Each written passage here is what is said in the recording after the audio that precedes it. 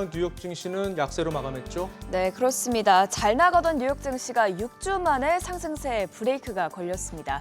가까스로 CPI 충격에서 벗어난 지 이틀 만에 생산자 물가지수마저 예상 밖의 강세를 보이면서 인플레이션 재점화에 대한 우려가 더욱 커졌는데요. 결국 3대 지수는 하락세로 지난주를 마무리했습니다. 다우 지수가 0.37% 하락했고 S&P 500 지수는 0.48% 떨어졌지만 그래도 5천선은 지켜냈습니다. 나스닥은 기술주들이 전반적으로 약세 흐름을 보이면서 0.82%로 가장 많이 떨어졌습니다. 빅테크 기업들은 모두 하락 마감했습니다. 알파벳은 금요일장에서도 크게 하락하면서 시총 4위 자리로 내려앉은 지 이틀 만에 시총 5위 자리로 밀려났습니다. 또 반도체주는 호실적을 발표한 어플라이드 머티리얼즈를 제외하고는 부진했는데요. 엔비디아도 소폭 떨어졌습니다. 참고로 올해 들어 250% 넘게 급등했던 슈퍼 마이크로 컴퓨터가 20% 가까이 폭락했습니다. 시총 10위까지도 보면 메타는 2%대 낙폭을 기록한 반면에 최근 새로운 M7 기업으로 거론되는 일라일릴리가 3% 넘게 올랐습니다. 1월 도매 물가마저 예상보다 강하게 나오면서 금리 인하 기대감은 확실히 후퇴했습니다. 이번 PPI 지수는 지난달 대비 0.3% 오르면서 지난해 8월 이후 가장 빠르게 상승했는데요. 0.1% 올랐을 것이라는 예상치를 훌쩍 뛰어넘었죠. 또 에너지와 식품, 용역을 제외한 근원 PPI 역시 전월 대비 0.6% 상승하면서 1년 만에 가장 높은 수준을 기록했습니다. 이번에도 서비스 물가가 0.6% 치솟으면서 전체적인 PPI 상승을 이끌었습니다.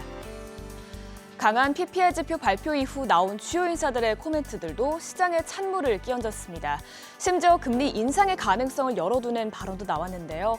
레리 서머스 전 재무장관은 15%의 확률로 다음 연준의 행보가 금리 인하가 아닌 인상일 수 있다는 발언을 내놨습니다.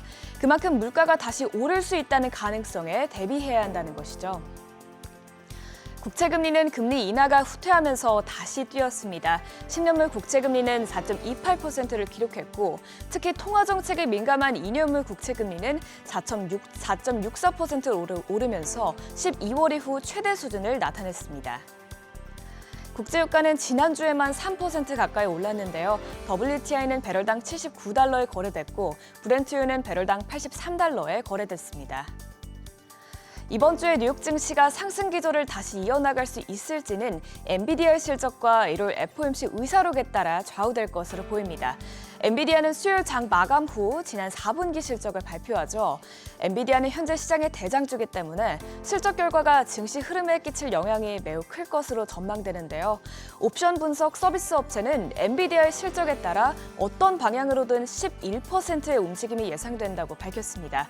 이러한 변동성에 대비할 필요가 있습니다. 또 같은 날 1월 FOMC 의사록이 공개되는데요. 연준이 금리 인하의 조건으로 제시한 인플레이션이 떨어지고 있다는 더 큰 확신에 대한 추가적인 힌트가 있을지 체크해야겠습니다. 이외에 대형 유통업체 월마트와 홈디포는 모두 현지 시간 20일에 실적을 내놓는데요. 이를 통해 실제 미국 소비자들의 재정 건전성을 파악할 수 있을 것으로 보입니다. 참고로 내일은 프레지던트 데이로 뉴욕 증시가 하루 쉬어갑니다.